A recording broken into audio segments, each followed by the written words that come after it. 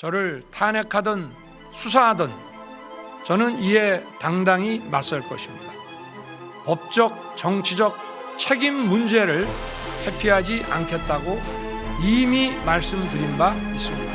저는 대통령 취임 이후 지금까지 단 한순간도 개인적인 인기나 대통령 임기 자리 보존에 연연해 온 적이 없습니다. 저는 끝까지 싸울 것입니다. 가결 결수를 선포합니다. 이제 고되지만 행복했고 힘들었지만 보람찼던 그 여정을 잠시 멈추게 됐습니다. 지난 2년 반 국민과 함께 걸어온 미래를 향한 여정은 결코 멈춰서서는 안 될 것입니다. 저는 결코 포기하지 않겠습니다. 출석 요구한 날짜가 18일 10시 50초로 출석하시라고 지금 출석 요구서에는 기재되어 있는 걸로 알고 있습니다. 어떤 혐의로 출석입니까? 내란죄와 직권남용죄로 알고 있습니다. 일단 저희들이 특급 등기도 우편물도 지금 발송을 해놓은 상태입니다. 출석 요구 수령을 거부하신다면 향후 계획은 거기까지는 아직 제가 알지 못합니다. 일단 검찰과 경찰이 어떻게 수사를 진행하고 있는지 한번 정리를 좀 해볼까요?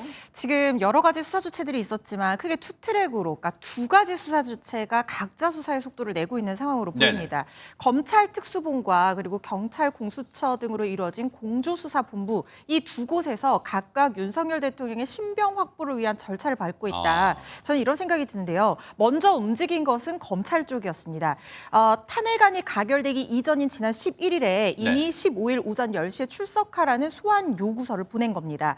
하지만 윤석열 대통령은 변호인단이 꾸려지지 않았다는 이유로 이 요구에는 불응한 상황이고요. 그리고 오늘 검찰 측에서 2차 소환 조사 통보를 했는데 마찬가지로 공조수사본부에서도 18일 오전 10시에 출석하라는 이 문서를 보냈습니다. 그런데 대통령실과 관저에서 이걸 수령을 거부를 했습니다. 왜냐하면 이미 그 사이에는 탄핵 소추안이 가결된 상태이기 때문에 이 비서실이라든가 대통령실 관저에서 이거를 경호처라든가 이게 누가 받아서 해야 되냐, 이게 업무 범위에 포함되냐, 그렇지 않다고 본다라고 해서 수령 자체를 거부를 한 상황이라는 거예요.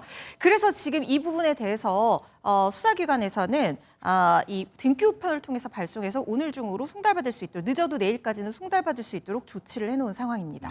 아니, 회피하지 않겠다면서 수령을 거부해? 이건 어떻게 해석해야 될까? 많은 분들 궁금하실 것 같아요.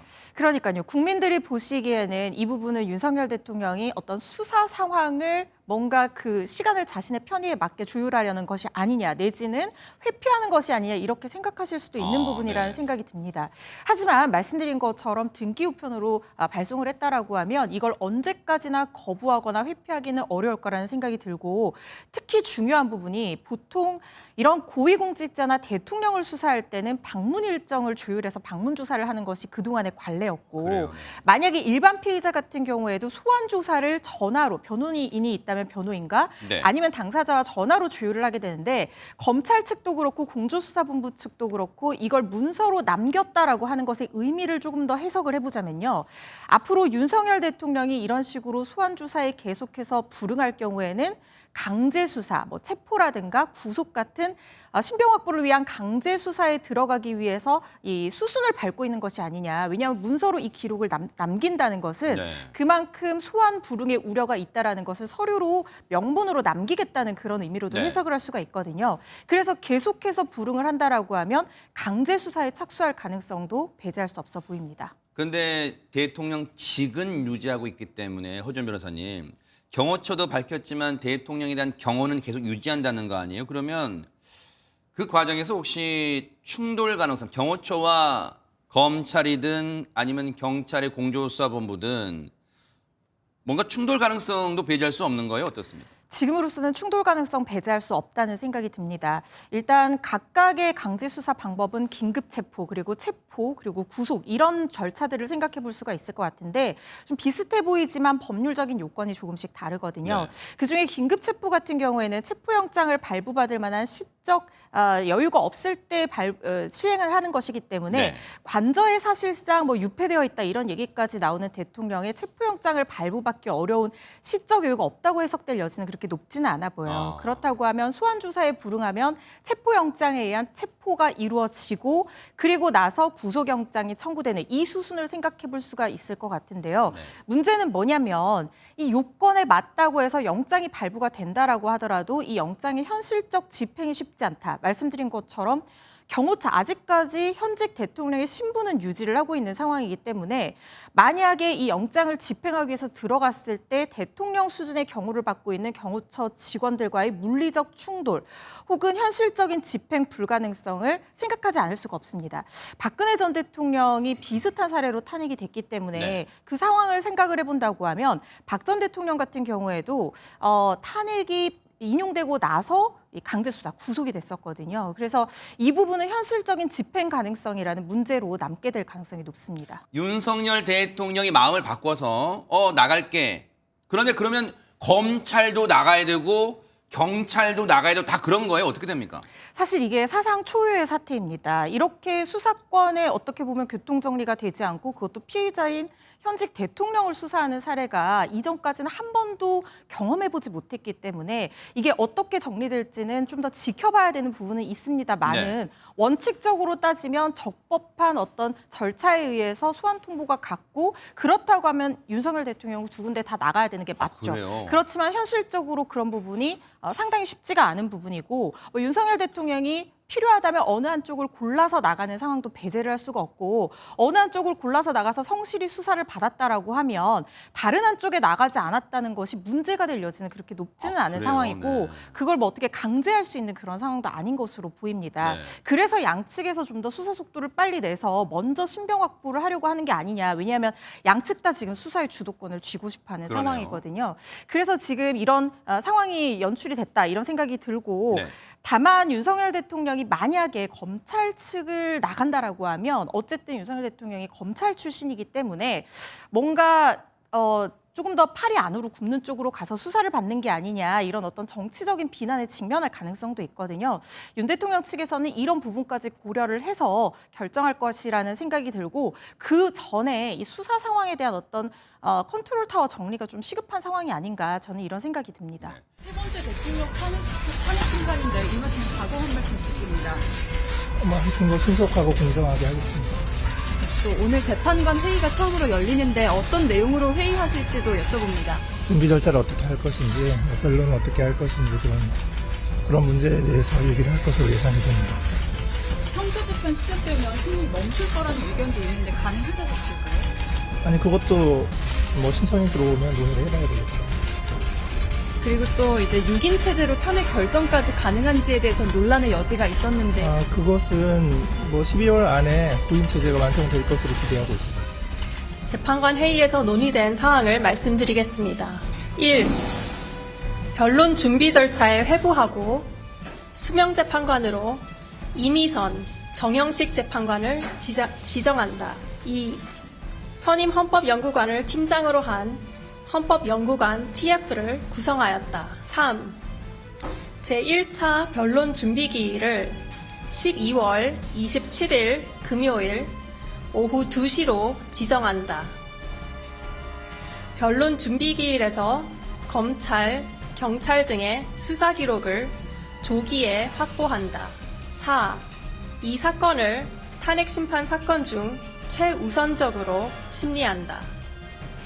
주심 배당은 이루어졌습니다. 주심은 비공개로 유지합니다. 이번 탄핵 심판의 주심 재판관을 선정을 했는데 왜 공개는 안 했을까요? 사실 공개를 하지 않는 것이 원칙입니다. 하지만 그래요? 그렇습니다. 그런데 그동안 헌법재판소에서는 굉장히 국민적인 관심이 크고 중요한 사건에 한해서는 재량으로 주심 재판관을 공개를 해왔거든요. 네. 가장 대표적인 사례가 박근혜 전 대통령 탄핵 심판 주심 재판관이 강일원 재판관이었죠. 그런데 이번에는 공개를 하지 않았습니다. 네. 그래서 그 당시에 지금 브리핑 당시에 기자들이 비교적 불투명한 것이 아니냐, 왜 공개하지 않는 것이냐에 대해서는 헌법재판소에서도 특별한 이유를 대지 않고 재량사항이라는 얘기로 말을 아꼈거든요. 아마 지금 헌법재판소 홈페이지에도 그렇고 탄핵 인용을 촉구하는 목소리들이 굉장히 뜨거운 데다가 국민적으로 굉장히 어떤 그런 요구사항들 이런 것들이 많아서 탄핵 심판 자체의 어떤 공정성이나 이런 것들을 기하기 위해서 굳이 구심 재판관을 공개하지 않고 어떤 재판관들의 어떤 재량과 업무 범위에 대한 객관성 이런 것들을 좀 담보해주기 위해서 네. 더 큰 혼란을 막기 위해서 공개하지 않는 결정을 내린 것이 아닌가 싶습니다. 내란죄 혐의 수사가 기소가 되면 탄핵 심판은 잠시 멈춘다. 이럴 수 뭐 어떤 법의 근거로 이걸 질문했을까요? 이게 헌재법 51조에 보면은 이 탄핵 심판 청구의 피청구인이 동일한 사유로 형사소송에 계류가 되어 있을 때는 심판 절차를 정지할 수 있다. 지금 화면에 보시는 바로 저 조항입니다. 그러니까 정지할 수 있다잖아요. 이 말 자체는 뭐냐면 정지해야 한다와는 굉장히 구별되는 부분입니다. 상당히 좀 열려 있는 그런 문구잖아요. 사실 판단이. 그렇죠. 저게 재판부에 재량을 부여한다는 의미로 해석을 하시면 좋을 것 네네. 같은데 그런데 이제 만약에 탄핵의 심판의 이 심리 사유가 유일하게 이 위법한 부분만 있다라고 하면 이 부분에 있어서는 재판부에서 판결의 합의 확정이라든가 이런 것들을 살펴보기 위해서 절차를 정지하고 형사 절차의 결과를 본 다음에 탄핵을 인용할지 아니면 인용하지 않을지를 결정을 할 수가 있도록 재량의 여지를 열어두는 거예요. 그런데 대통령 이번 사건 같은 경우에 이걸로 절차가 중단될 거라고 보지는 저는 않는 것이 왜냐하면 이 대통령의 탄핵 심판이라는 것은 신속성과 긴급성을 굉장히 중요한 가치 요소로 봅니다. 네. 왜냐하면 어쨌든 지금 권한대행으로 국정공백이 발생하지는 않은 상황이긴 하지만 대통령의 지위가 유동적인 상황에 놓여 있는 국민들에게는 상당히 불안정성을 초래할 수밖에 없는 상황이거든요. 그리고 이 탄핵 심판의 사유는 위법만 있는 것이 아니라 위헌 또는 위법이 판단 요소가 됩니다. 반드시 형사적으로 내란죄의 성부를 보지 않고도 탄핵 심판을 인용하는 데 필요한 만큼은 헌법재판소에서 충분히 심리를 할 수가 있다는 생각이 들고요. 특히 지금 만약에 절차를 정지했을 때와 진행했을 때의 이익을 비교 형량해보자면 그 빨리 인용하거나 어떤 인용하지 않거나 하는 결론을 내줘야 될 필요성이 훨씬 더 시급한 상황이다. 국민들의 국익을 위해서.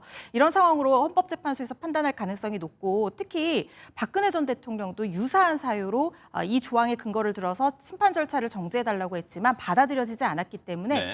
이게 받아들여질 가능성은 높지 않다. 이렇게 저는 보고 있습니다. 이재명 대표의 대법원 그 5개 재판 중에 대법원 그 1개라도 대법원 확정심이 먼저냐, 확정 선고 판결 나오는 게 먼저냐, 아니면 윤석열 대통령이 맞닥뜨리고 있는 탄핵 심판이 먼저 나올 것이냐, 이 시간의 싸움이다. 뭐 이런 얘기가 나오고 있어요. 이건 왜 그런 거예요?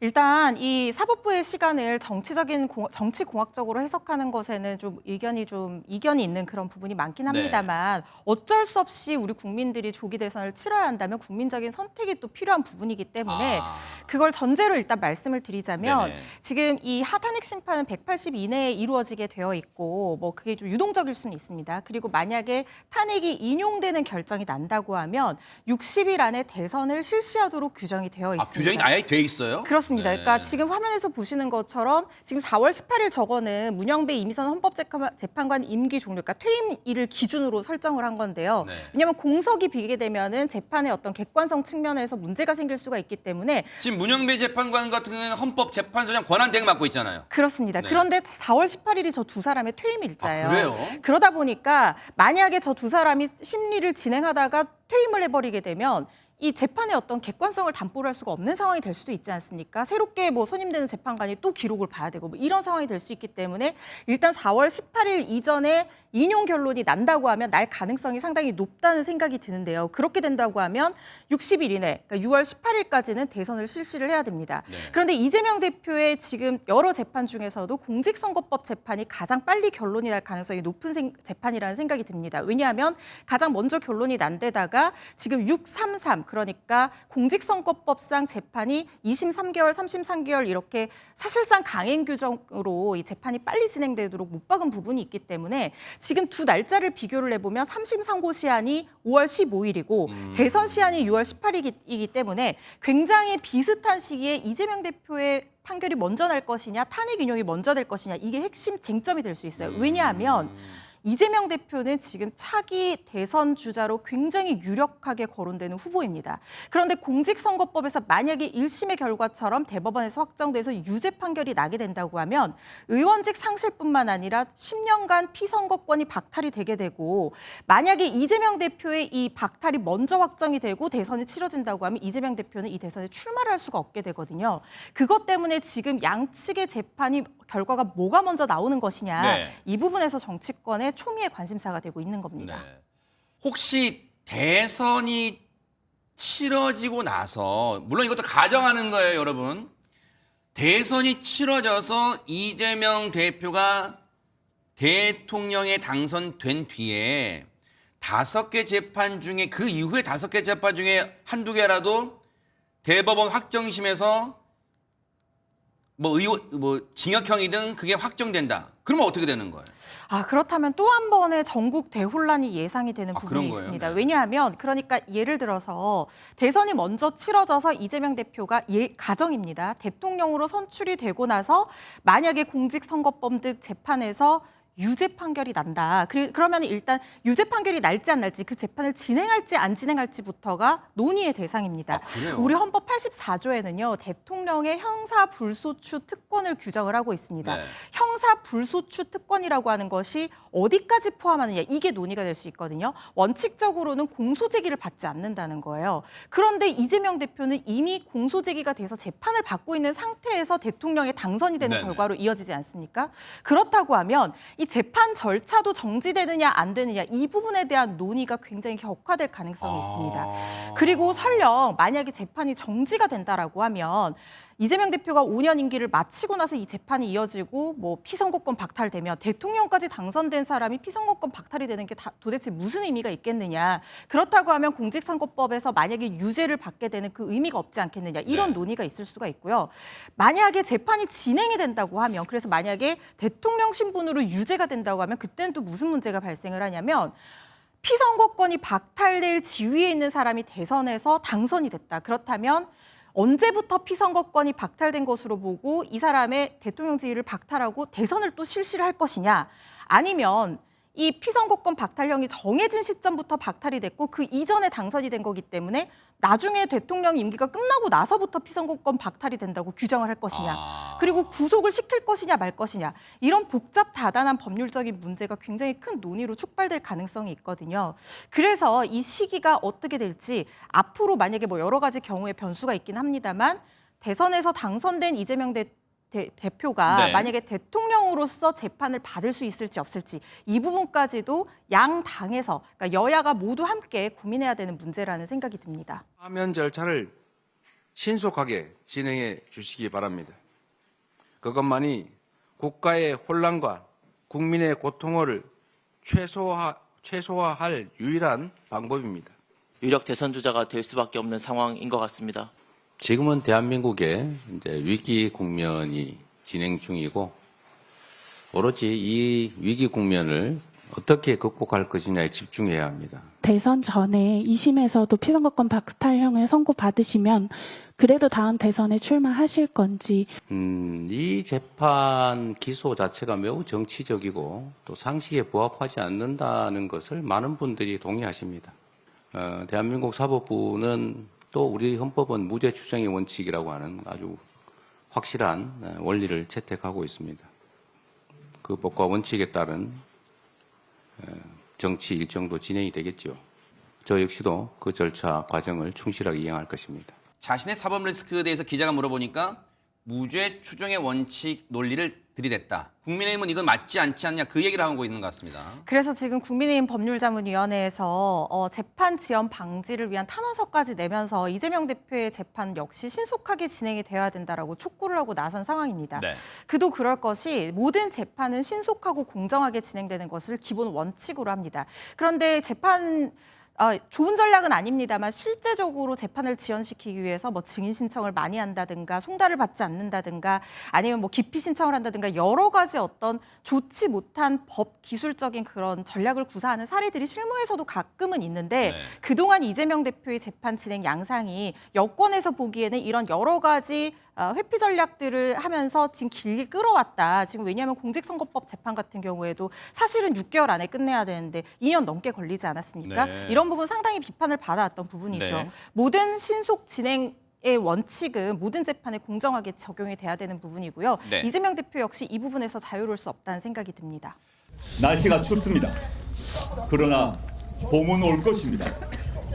저는 독서, 운동, 성찰을 통해 몸과 마음을 더 단단하게 만들겠습니다. 울지 마시고 환하게 배웅해 주십시오. 잊지 않겠습니다. 여러분이 저의 빈자리를 채워주십시오. 이제 여러분이 조국입니다. 감사합니다.